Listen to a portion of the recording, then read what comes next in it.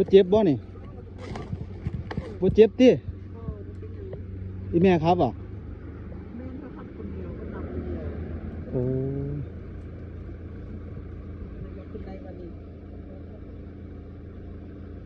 จะโทรหาครอบครัวมันจะเป็นยังไง มันบ่เป็นหยังใครอยู่สิเมื่อใส่นี่แม่เมื่อเสียกอง อ๋อ คนปกติก็คือผ้าแดงนี่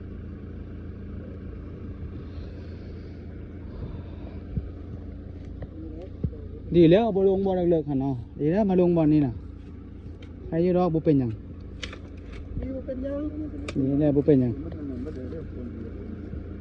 เอาตัวนี้ออกก่อนที่ปล่อยนี่แม่สิถอยตัวนี้นี่มันหักไปแล้วนี่จับขึ้นเทิงนี่ไว้ก่อนน้ำมัดไว้ มันจะมีมันจะไปชักออกเลยกระชากเลยไม่ยังไงออก อยากได้ข้างหน้ามาแล้วข้างหน้ามันต่ำมาเนาะเออเอา มันตั้มมันหลักมาได้เลยนะ โอ้ โบตั้มขึ้นตั้มแล้วอะไร นี่แม่ถอยมานี่เบิ่งคนนี้ก็ได้นี่ถอยมานี่ก่อนนี่ก็ได้นี่เอาหน้าขึ้นเลยก็ได้ถ้าว่าบ่เป็นหยังเถอะบ่คัดตี้ข้างหน้าหั่น ต้นเตยคือว่าอะไรนะ กดหน้าแตก อันนั้นน้ำมันนะมีน้ำออกมาเลย โอ้น้ำแอร์จริงน้ำมันน้ำแตกจริงน้ำมันน้ำแตก มันมีอะไรนะ บ่น้ำมันน้ำแตก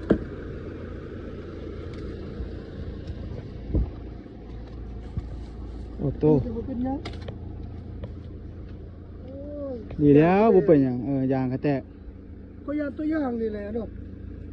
รับในไปจังได๋ ไม่เลยเนาะ ว่าบ่ฮู้ทางเนี่ยบ่จักเด้นี่มาตีกับท่าแต่งแล้วเนาะบ่มาลกกันไปเนาะ อะไรเป็นเมืองเลย ยามโอ้โคงกุกไฮเนาะบ่ถ้าว่านั่นเอามานี่คอยดึงกันให้ก็ได้คอยมีสายเปย์อยู่นี่ดึงกันให้ก็ได้มันสิเมื่อแต่ถ้าเมื่อบ่ได้อีกยางก็แตกก็ได้เมื่อนี่ยางก็แตกแล้วเมื่อบ่ดอกหึเออ ย่างก็เป็น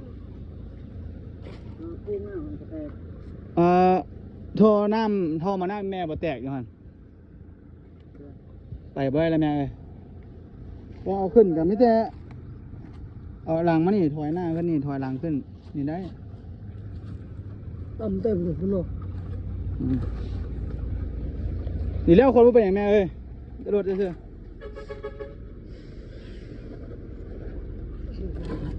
ๆจมอย่างหลังก็แตกไอ้นี่อย่างหลังแตกเนี่ยสิถอยแล้วว่ะจะโทรหาครอบครัวแล้วก่อนแม่นละเริ่มมาแก่ถ้าว่าอย่างบ่แตกสิแก้ให้ได้อยู่นี่ถ้าอย่างอีแม่ฉันแตกนี่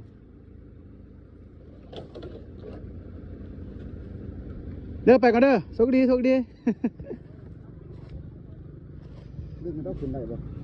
ไอ้นกอวยมาเต็มตัวน้อยนึง ก็มาถอยได้ถอยมานี่เอาหน้าขึ้นนี่แล้วถอยก้นคนนี้ได้อยู่นี่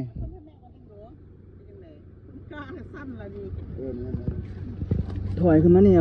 ถอยมีอยู่สายเป๋ครับที่ดึงขึ้นนี่ถอยมานี่เอาหน้าขึ้นนี่มึงดิเดี๋ยวเบิ่งทางอยู่ก่อนนี่ขึ้นมานี่ได้จุดดอกนี่แต่เอาผ้ามาทางออกนี่ตัวเนี้ยดึงคนนี้เลยได้อยู่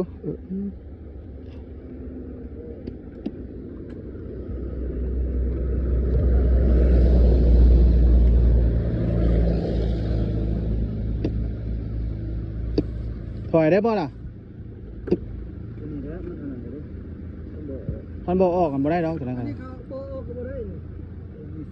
มีสายเสือกมัดเลยป่ะ ไป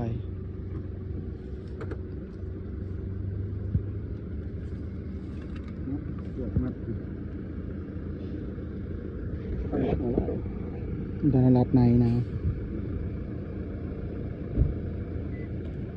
ยังไงค่อยอันจอดเดิมได้นะค่อยนี่ จอดเดินยางกล้ามแล้วค่อยนี่เขาว่าวันนี้ลงอันตะปูแล้วถอยไปได้บ่ถานแล้วเบิ่งดูถอยบ่ได้บ่ถอยแล้วสิดึงเงินให้นะเพราะค่อยกับเป้าไปเนี่ยบ่หานเฮ็ดของเพิ่นเนาะ บ่ห่านดอก นี่จะโทรหาครอบครัวกัน เขาบ่ห่านดอกใจ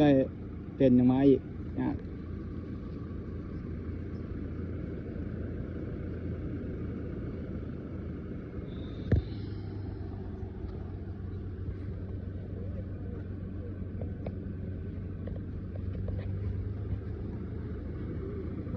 มันแบ่งควายกุกไฮรับในเนาะเราพรับในดีแล้วบ่ลงพุ่นอ่ะให้มันลงพุ่นให้เลิกเนาะลงพุ่นเนาะอันนี้ต้องลงบอลตื้นนี่นะใครแน่นี่นะนี่ลงมานี่สิเลิกก็บ่เสียหายหลายดอกน้อยเดียว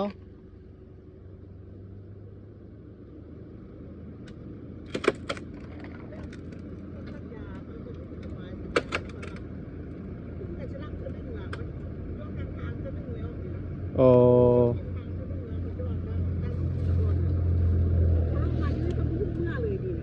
โอ้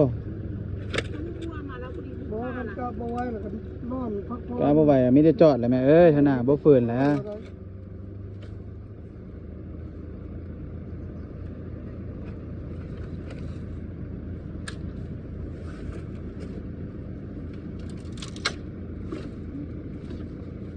บ่เจ็บหรอกเนาะบ่หยังดอก ขึ้นกระถอยเป็นบ่ฮานเลยนะ เฮาก็บ่ห่านอีกนี่จะโทร โทรหาครอบครัวติแม่คันนั้นก็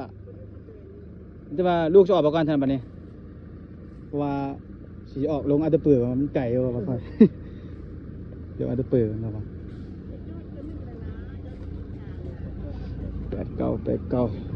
เด้อแม่เด้อลูกออกประกันเด้อบัดนี้เด้อขอบใจคือกัน โชคดีบ่เป็นหยังหลายเนาะมีแต่รถเพคนบ่เป็นหยังลงมาแต่พุ่นเนาะโอ้เอาก็ฟ้าไปนะจอดบ่ได้จอดรถบ่ได้